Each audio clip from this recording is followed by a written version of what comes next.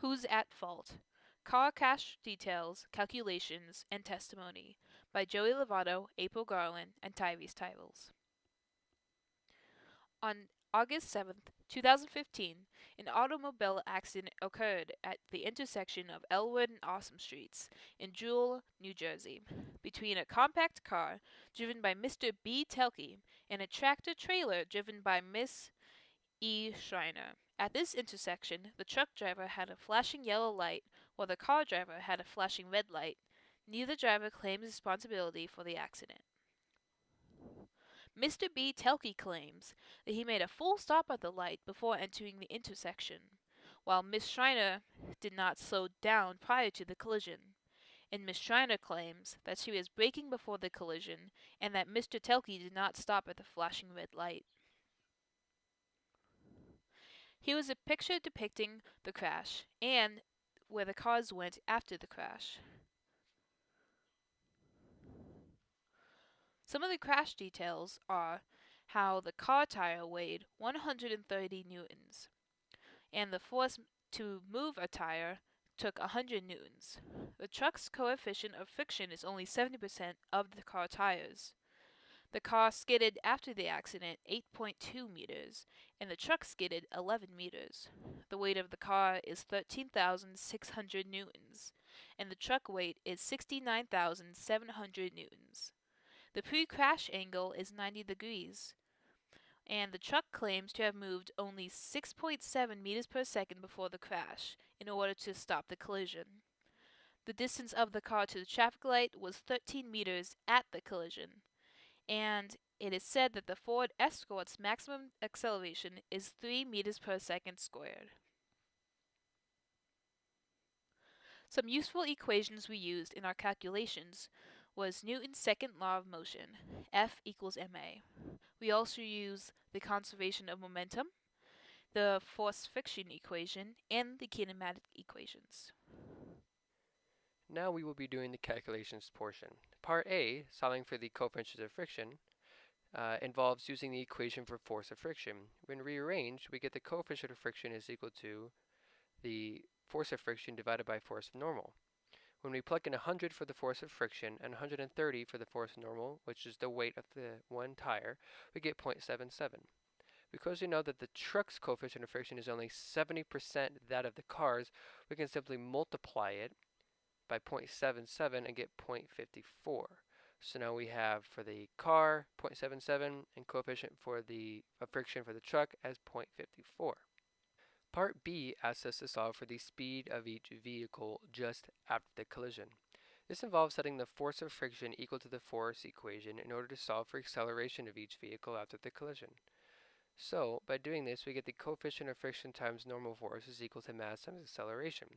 When we rewrite the normal force as mg, we can cancel out the masses on either side of the equation and get that the coefficient of friction times gravity is equal to acceleration.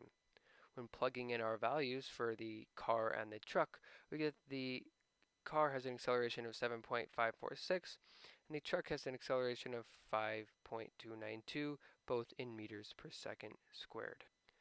Continuing part B, we will be using those accelerations we solved for in the last slide to solve for velocity of the car just after the collision. Note, because the car is decelerating after the collision, the acceleration we solved for should be negative. So the acceleration of the car after the collision should be negative 7.546 meters per second. Using our kinematics equations, we have the equation velocity final squared is equal to velocity initial squared plus 2AD. When we rearrange for velocity initial and plug in our values of negative 7.546 meters per second for the acceleration and 8.2 for the distance it traveled, we solve that the velocity of the car initially is 11.12. That is just after the collision. When you repeat the same steps for the truck, you get a velocity of 10.79 meters per second. Part C. Now we have to solve for the velocities just before the collision. We can apply the conservation of momentum equation for the x and y directions separately, knowing that the car is traveling only in the y direction to begin and the truck is only traveling in the x direction. Starting with the x direction, using our momentum equations, we know the mass of the truck times the velocity of the truck initially is equal to the mass of the truck times its final velocity plus the mass of the car plus its final velocity since it was a collision. Plugging in all of our values, which includes the velocities of both the truck and the car finally, only in the x direction, hence the cosine of its angle, multiplied by its mass, which is simply its weight divided by 9.8, and we solve for velocity of the truck initially, we get 12.529 meters per second. When you repeat the process for the car, solving for velocity initial, you get 12.8 meters per second. So now, as a quick overview of the car crash visually, you can see that the car is claiming to have been stopped,